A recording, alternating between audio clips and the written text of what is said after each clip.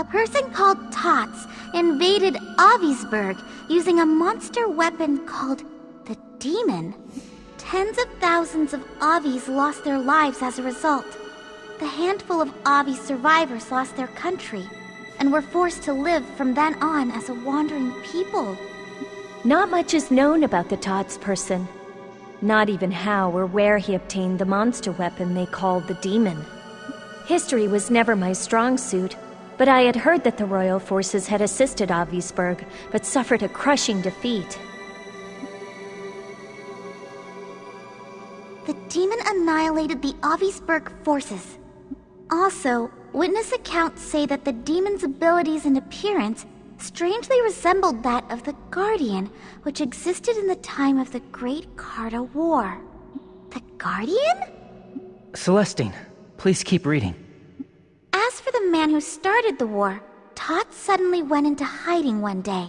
Hostilities completely stopped, and the war came to a sudden and unexpected close.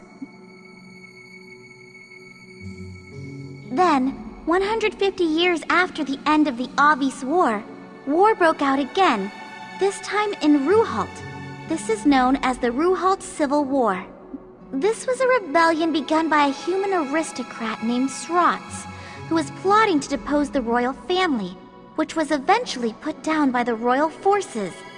This war also claimed tens of thousands of victims.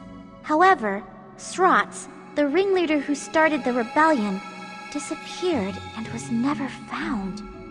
And it is said that Srots used a monster weapon called the Shadow that resembled the Guardian to carry out his atrocities. Tots and Srots, Demon and Shadow. That's a strange similarity, all right.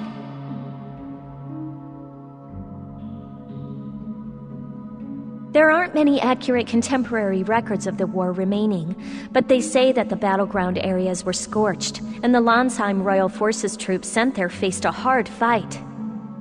Plus, it seems that both of the ringleaders who caused these wars somehow managed to disappear. They have an awful lot in common with the war we're in now. It's strange. It almost sounds like there's been somebody like Schuenzeit every 150 years or so. The monster weapons written of here might be the same type as the Sentinels. Aw, come on. Don't tell me that Tots and Srots are Schuenzeit's ancestors. It's strange, all right. It's more like they are Schuenzeit himself. No way! Humans don't live that long. When I was assigned to protect Avi's traders some time ago, I asked the Avis folk about Tars. They said that Tars persistently targeted a young man who was risking his life to defend Avisburg. In the end, the young man was captured, but immediately afterwards there was a ceasefire and the Doom Seed stopped falling. You're saying that the young man was a Magna Carta? Even the way that the seed fall completely stopped after the war ended is the same. It's likely that in each case, he found the Magna Carta and sacrificed him. But why was it necessary to start a war? The world would be saved if he simply sacrificed the Magna Carta, right? Schuenzeit said something like, I caused this war to force the Magna Carta to mature. But there seems to be more to it than that. I concur. There must be a reason behind the other commonality, that monster weapons were used.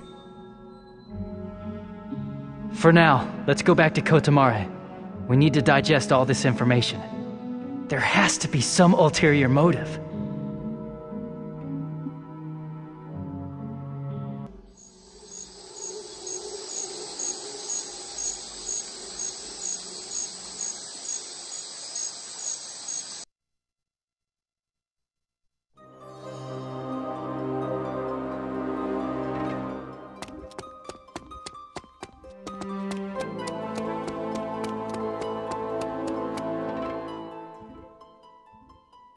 Perfect timing, Juto. We've been looking all over for you. What's the matter? An unfamiliar woman has been loitering around the village entrance. We determined that she was Northern Forces, and we were about to eliminate her when... Northern Forces woman? It can't be. She told us that you knew her, so we immobilized her with paralyzing ensigns so that we could find you and have you determine if she's telling the truth. Please, check for yourself. Got it.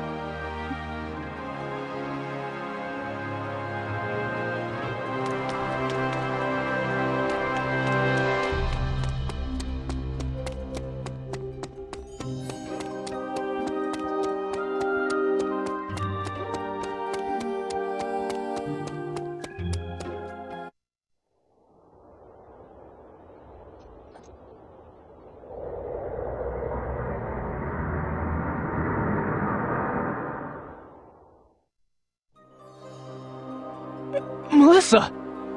Thank goodness. I've been wandering around looking for you and was beginning to worry that I would never find you. Why are you here? Juto, I want you to hear what I have to say. You expect me to believe somebody who's in the Northern Forces? I don't expect you to believe me right away.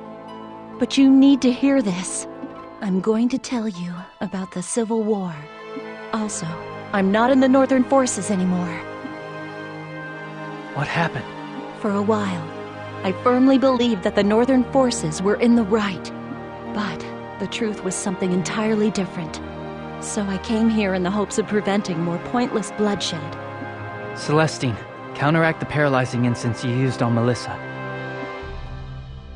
Are you, really sure about that? Yeah, please, believe in Melissa. Thank you, Juto.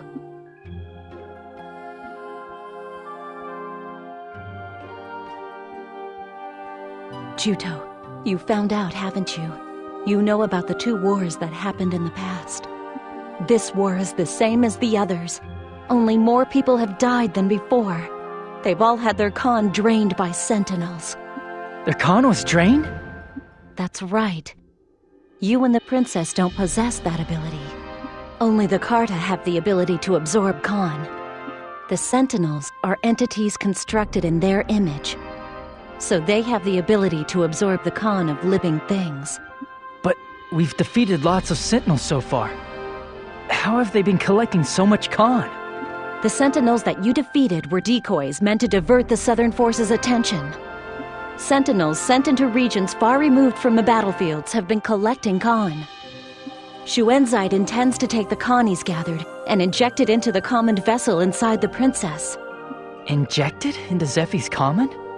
The reason Shuenzide started the war was to collect vast amounts of Khan. Shuenzide's objective wasn't just to wait until the princess's common matured, but to accelerate it. Wait. Don't tell me he thinks he's going to protect the world with the Khan from those tens of thousands of people. This whole thing hasn't been to protect the world. It's been to maintain Lestrada. 1,000 years ago, this land was almost destroyed as a result of the Great Carta War. To prevent that, Strauss used Lestrada to supply the world with his own body's Khan, causing it to circulate. After that, nature in Lonsheim recovered. It was reborn as a fertile land. In other words, a paradise was created. However, to maintain that paradise, a vast quantity of Khan was required. That is, a price had to be paid. From the day he infused the Khan into Lestrada, for 800 years, Strauss's Khan was enough. But after that, doom seeds began to fall again. In order to stop it, he needed to collect enormous amounts of Khan and feed it into Lestrada. Twice at 150-year intervals, he started a war, collected Khan, and replenished the world's supply. But when it began to run low, the seedfalls began again. The price we pay for maintaining this paradise is the Khan purified by tens of thousands of people, as well as the command of the Magna Carta. Yeah, well that is the complete opposite of his moving little speech. I mean, didn't he sacrifice the Magna Carta to save the world and stop the seedfall? We have been no more than a handful of tools that Shuenzide chose to fulfill his ambitions. Even if there's seedfall, that doesn't mean the world will end. this paradise will revert back to the environment it had prior to 1,000 years ago. In a world without Lestrada, we would have to work hard in order to accomplish basic things, and we couldn't use wizardry and pillars. Even so, I don't think that an artificially created paradise, this current Landsheim, is how the world should be. But Lord Strauss's sacrifice alone was enough 1,000 years ago, right? I don't understand why tens of thousands are necessary now. Princess, that's... Strauss. Strauss wasn't the one and only sacrifice. He killed the Carta and absorbed their Khan into his own command. Then, he left for Lestrada. That is the real reason why the Carta became extinct during the Great Carta War. The legend that Strauss sacrificed himself in order to save the world was a fabrication that he made up to cement his position as a hero. If that's true, then all the people who have been killed by Sentinels are being fed to Lestrada? That's horrible. All those Mare who died, all for something like that? That's horrible. All those Mare who died, all for something terrible like that. Even if you had been sacrificed, Princess, the same acts of brutality would have been repeated in 150 years' time. Using lives as the price to maintain a false paradise. It's unspeakable. Juto. Even though I didn't know, I've taken many lives in this war. I've done terrible things. Stop talking like that. Every single one of us have been used as tools in this war. We can't let Schwinzite get away with this. What we need to do is... Let's destroy Lestrada. Zephy? I'm almost certain that my mother also turned down Schwinzite's proposal because of this contradiction. And because of it, she was killed. There's no meaning in a world built on sacrificed lives. That isn't paradise. It's the same as hell. As for me, I'm going to destroy Lestrada. I agree. Without Lestrada, Landsheim will revert to its environment of more than 1,000 years ago, and we'll lose our paradise. To the people of Landsheim today, I suppose unimaginable hardships await. But if we don't do something, the wars will be repeated forever. I, too, do not want a world that demands blood as payment. This all must stop. I cannot allow more Trewa to be sacrificed. I'm with Argo. We Mare are suffering losses too. That settles it then. The problem is, what to do about it? Lestrada is up in the sky. How do we get to it? It's not like we can fly there. Ahem! If you need to know anything about Lestrada, I'm your bird! Ictin! When did you get here? I haven't finished repaying you for saving me, you see. So you need to go to Lestrada, do you? If you need to go to Lestrada, it's time for me to do my thing. Oh, that's right! You said that going to Lestrada has always been your dream, didn't you? Wow, talk about perfect timing. So, is there really a way to get there? That's right. The fact is, there's a way to get to Lestrada. This top-secret information was located in the records of the nearly extinct Avis. They say there's a device that sends life forms into the Khan stream and instantly to Lestrada, the same way pillars send information. It seems to be from around the same time as Lestrada. 1,000 years ago. Shockingly, the North